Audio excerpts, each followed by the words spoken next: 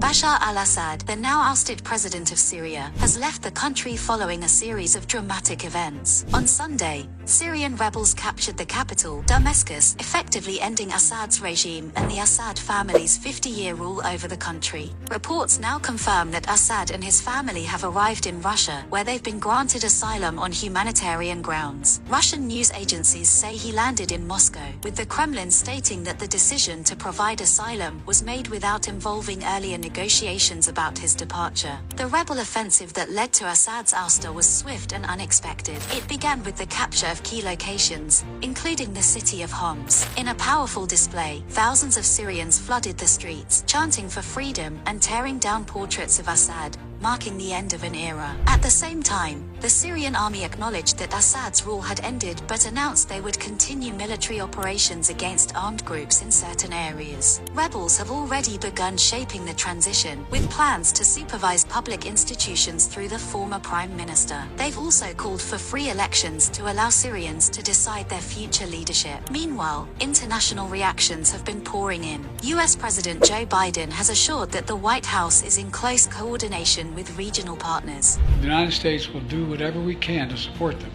including through humanitarian relief, to help restore Syria after more than a decade of war and generations of brutality by the Assad family.